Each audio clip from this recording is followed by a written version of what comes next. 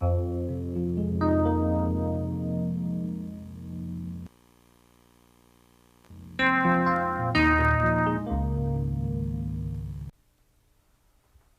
é o programa Classe Bíblica no Ar. É uma grande satisfação estar de volta.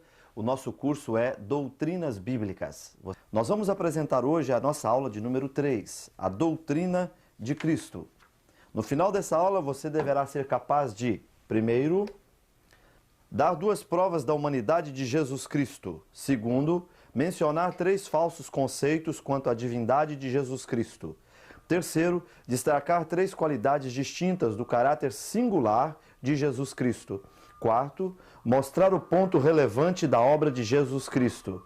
Quinto, citar um resultado prático da ressurreição de Cristo e 2 aspectos distintos da sua glorificação. Esses são os nossos objetivos. E o texto de número 1 da nossa aula tem como título A Humanidade de Jesus Cristo.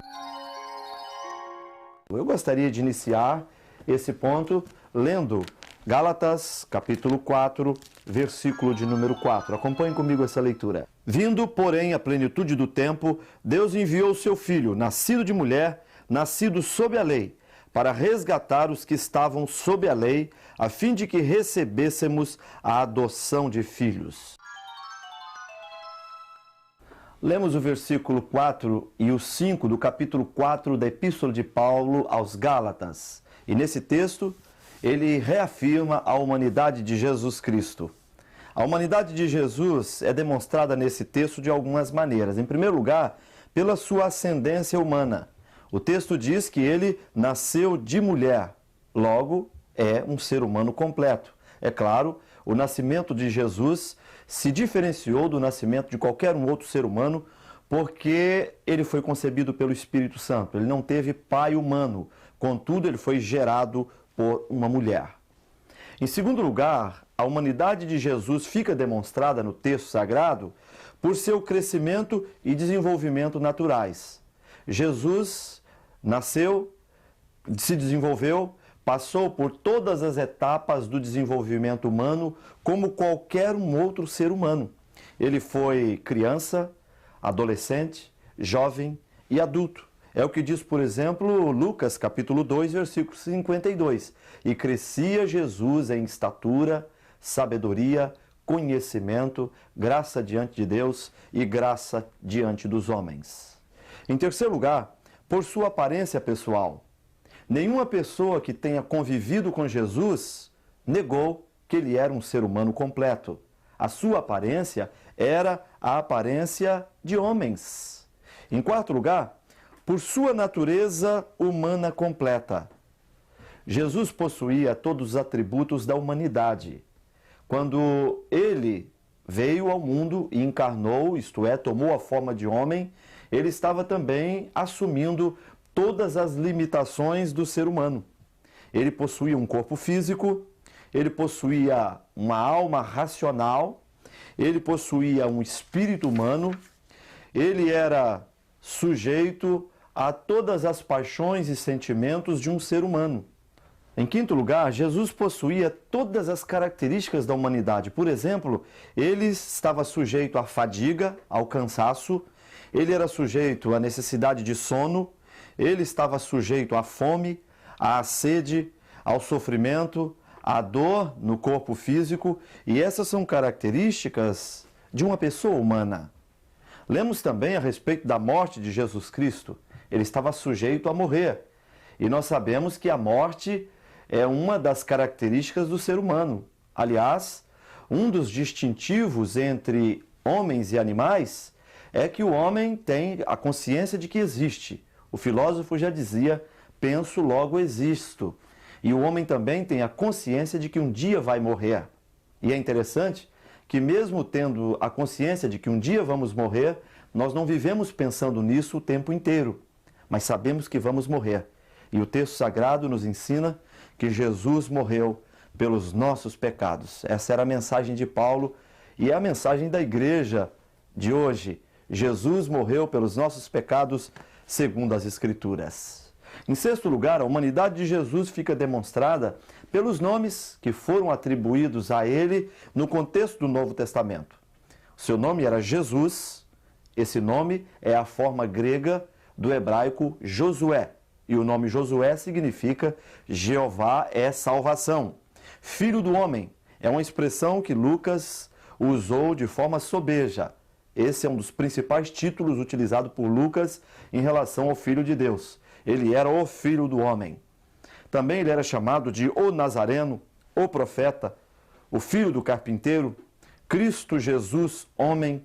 Você vai encontrar isso em diversos textos das Escrituras, e esses são nomes absolutamente humanos e que comprova a natureza humana de Jesus. O texto de número 2 da nossa aula tem como título A Divindade de Jesus. Ele era 100% homem e 100% Deus. O que ocorreu na encarnação foi exatamente a junção, a fusão entre a natureza humana e a natureza divina. Se não olharmos para o Cristo como alguém 100% homem, 100% Deus, incorreremos em grandes erros doutrinários. Ele não foi menos homem do que Deus. Ele não foi menos Deus do que homem. Toda a ênfase exagerada dada à humanidade em detrimento da divindade, ou à divindade em detrimento da humanidade, nos conduzirá num erro de interpretação das Escrituras. Existem algumas heresias, alguns conceitos totalmente errados quanto à divindade de Cristo. Por exemplo, o arianismo. O indivíduo de concepção arianista via Jesus como o ser humano mais elevado, o mais elevado entre os seres criados. Contudo, eles negavam a divindade de Jesus. E nós temos hoje, claro, extensões do arianismo. Por exemplo, Testemunho de Jeová nega que Jesus seja Deus. Aceita-o apenas como um grande mestre de moral e de religião, mas sem os atributos da divindade. O ebionismo, por exemplo, é também uma forma de negação do Cristo revelado nas Escrituras. Eles negam também a natureza divina de Cristo, considerando-o apenas um mortal, um simples homem.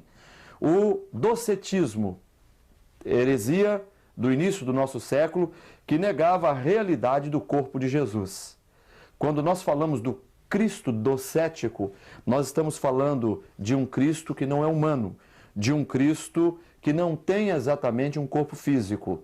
O docetismo foi duramente combatido no início da nossa era, e hoje, ao interpretarmos a Bíblia de uma forma segura, perceberemos que Jesus tinha realmente um corpo. É só ler a respeito, por exemplo, da ressurreição. Tomé duvidava que ele havia ressuscitado, então Jesus aparece no meio deles e diz a Tomé: toque nas minhas feridas para que você veja que sou eu mesmo. E a Bíblia diz que aquele homem prostrou-se em terra e adorou ao Senhor, dizendo: Senhor meu e Deus meu. Também após a ressurreição, ele apareceu na praia, comeu com os discípulos, e nós sabemos que para ingerir alimentos é necessário que haja um corpo real, um corpo verdadeiro.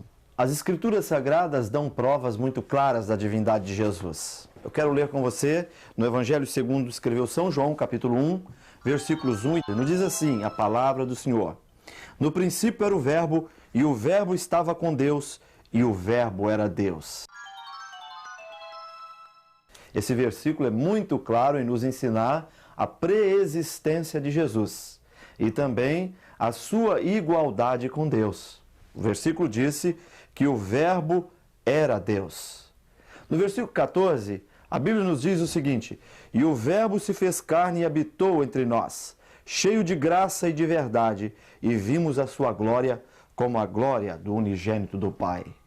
Ao lermos o Evangelho de João e também demais passagens bíblicas, nós vamos perceber que em momento algum a Bíblia prescinde da divindade de Jesus. Pelo contrário, a Bíblia reafirma que Jesus é igual ao Pai em essência, em substância, em glória, poder e majestade. Cristo possuía todos os atributos da divindade. Por exemplo, ele é todo-poderoso. Por exemplo, em Mateus capítulo 28, versículo 18, a Bíblia diz: Toda autoridade me foi dada nos céus e na terra. Ele estava reivindicando onipotência para si. Toda autoridade, todo o poder me foi dado no céu e na terra. No livro de Apocalipse, capítulo 1, versículo 8, a Bíblia diz: Eu sou o Alfa e o Ômega, diz o Senhor Deus, aquele que é, que era e que há de vir, o Todo-Poderoso. Esse versículo também é muito claro em indicar a onipotência de Jesus Cristo. A palavra onipotência vem do latim onis potentia, que significa todo poder. O próprio Jesus estava dizendo isso, e na duração do seu ministério, ele exerceu completa autoridade sobre a morte dos outros, quando os ressuscitou, sobre a sua própria morte, sobre a natureza. Enfim, Jesus, ele demonstrou total domínio, total controle a respeito das coisas criadas. Além disso, Jesus é eterno. Um ser eterno é aquele que não tem início nem tem fim. Nesse sentido, só o Deus Trino, Deus Pai, Deus Filho e Deus Espírito Santo é eterno. E eu estou reafirmando que Jesus possuía todos os atributos da divindade, logo era também um ser eterno. No capítulo 8 do Evangelho de São João, nós percebemos Jesus comparando-se ao grande eu sou. Por exemplo, antes que Abraão existisse, eu sou. Essa foi uma das suas expressões. E essa expressão levou os fariseus, saduceus e oficiais da religião de então a lançar mão de pedras para apedrejá-lo, porque ele estava reivindicando igualdade ao grande eu sou. E a expressão eu sou normalmente está vinculada na Bíblia à eternidade de Deus. Jesus é Deus. Jesus é um ser eterno. Além do mais, ele participou de forma efetiva na criação. Aliás, João 1:3 diz: todas as coisas foram feitas por intermédio dele e sem ele nada do que foi feito se fez. Isso significa que na sua eternidade, na sua pré-existência, ele estava lá na criação, criando todas as coisas. A divindade de Jesus é muito clara no contexto da Bíblia Sagrada. Diversos versículos, um elenco enorme de versículos mostram que ele é eterno, que ele é Deus. O texto de número 3 da nossa aula tem como título o caráter de Jesus Cristo. Quando a Bíblia ensina a respeito do fruto do Espírito, Gálatas 5:22, o fruto do Espírito expressa justamente o caráter de Jesus. E o que o Espírito Santo faz enquanto divino agricultor é plantar no solo do nosso ser a semente que vai germinar, que vai produzir um caráter semelhante ao de Cristo. E nós queremos ver nesta aula algumas características do caráter de Jesus Cristo. Em primeiro lugar, a santidade de Jesus.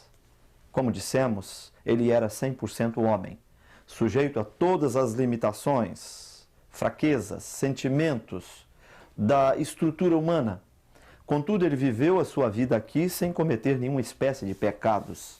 É isso que diz o autor da Epístola aos Hebreus, que ele, à nossa semelhança, em tudo foi tentado, mas não pecou. Ele viveu uma vida isenta de toda contaminação. Ele morreu, ele ressuscitou, ascendeu ao Pai, sem que tivesse incorrido em nenhuma espécie de pecado. O seu espírito voltou para Deus 100% imaculado, porque ele viveu aqui uma vida de absoluta santidade. Ao lermos a Bíblia Sagrada, nós percebemos que santidade é um dos atributos morais de Deus. A Bíblia fala da santidade de Deus por mais de 300 vezes. No livro de Levítico, Moisés fala da santidade de Deus por diversas vezes e, ao mesmo tempo, ele traz a grande implicação da santidade de Deus, é que, assim como Deus é santo, nós devemos, como seus filhos, vivermos uma vida santa.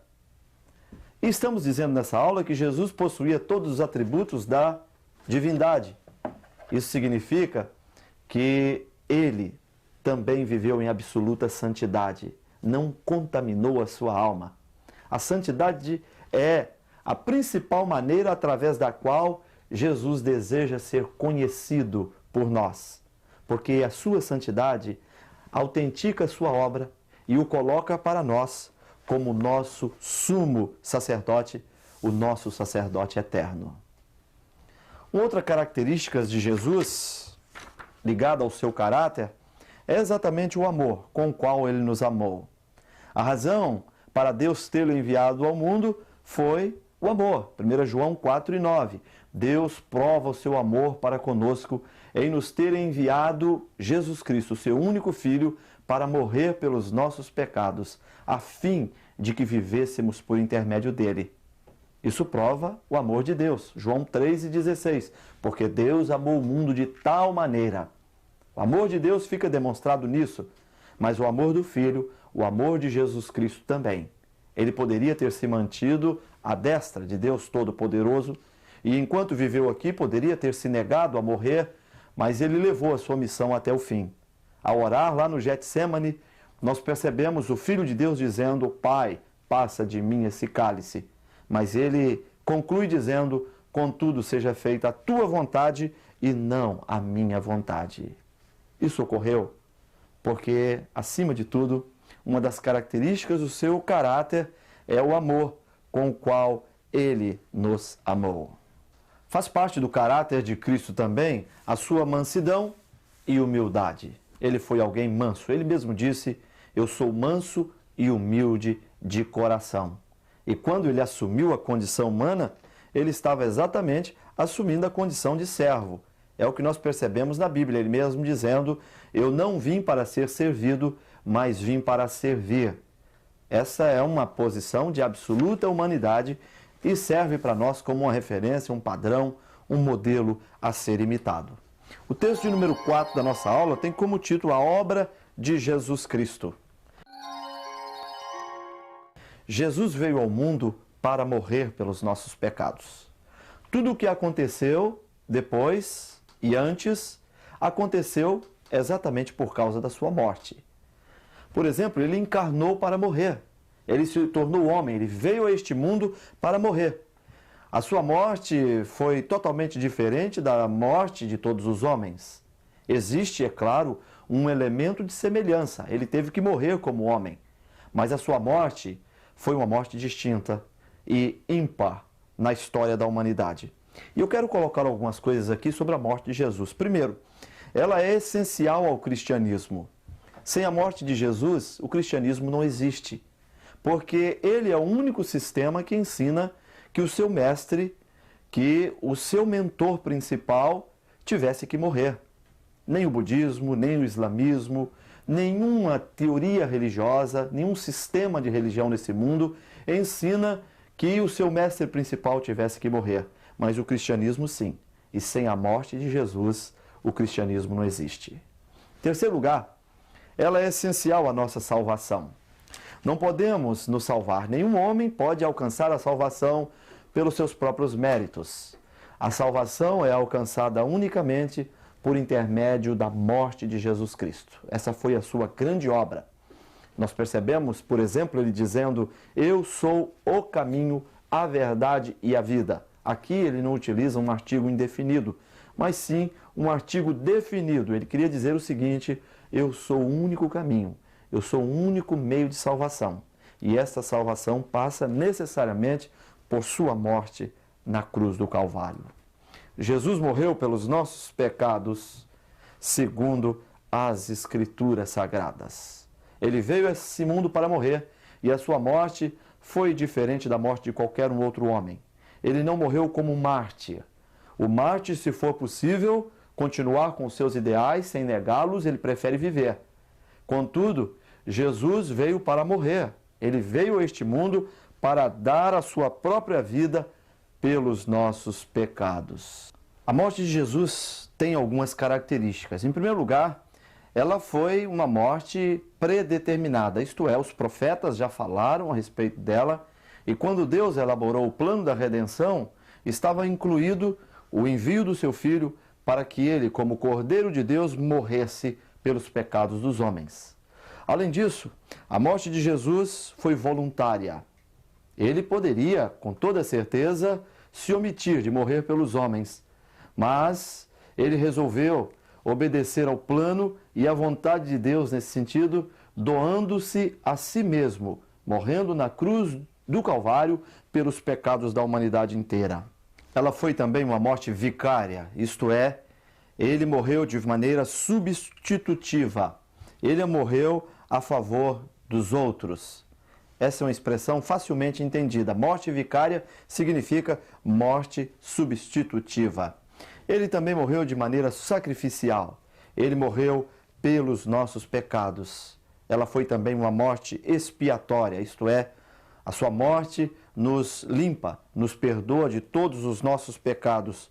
Foi uma morte redentora, isto é, derramando o seu sangue na cruz do Calvário, ele estava nos comprando, ele estava nos resgatando. O pecado escraviza o homem, mas através do sacrifício de Jesus, nós somos libertos para vivermos para o Senhor. O texto 5 da nossa aula tem como título a ressurreição e glorificação de Jesus Cristo. E a respeito da ressurreição, eu quero ler um texto que está em 1 Coríntios, capítulo 15. Nós vamos começar lendo do versículo 3 em diante. Acompanhe comigo essa leitura. Antes de tudo, vos entreguei o que também recebi, que Cristo morreu pelos nossos pecados, segundo as Escrituras, e que foi sepultado e ressuscitou ao terceiro dia, segundo as Escrituras, e apareceu a Cefas e depois aos 12. Depois foi visto por mais de 500 irmãos de uma só vez, dos quais a maioria sobrevive até agora, porém alguns já dormem. Depois foi visto por Tiago, mais tarde por todos os apóstolos, e afinal, depois de todos, foi visto também por mim, como por um nascido fora de tempo. Esse texto, é claro, em nos ensinar a respeito da ressurreição de Jesus Cristo. Eu quero ler ainda um outro versículo, de número 12, desse mesmo capítulo 15 de 1 Coríntios. Acompanhe comigo essa leitura. Ora, se é corrente pregar-se que Cristo ressuscitou dentre os mortos, como, pois, afirmam alguns entre vós que não há ressurreição de mortos? E se não há ressurreição de mortos, então Cristo não ressuscitou. E se Cristo não ressuscitou, é vã a nossa pregação e vã a vossa fé. E somos tidos por falsas testemunhas de Deus, porque temos asseverado contra Deus que ele ressuscitou a Cristo, ao qual ele não ressuscitou, se é que os mortos não ressuscitam. Porque se os mortos não ressuscitam, também Cristo não ressuscitou. E se Cristo não ressuscitou, é vã a vossa fé e ainda permanecereis nos vossos pecados. Neste texto, Paulo está fazendo a apologia da ressurreição de Cristo. Ele está provando que a ressurreição constitui-se numa das colunas da fé cristã. Esta é uma grande novidade para nós.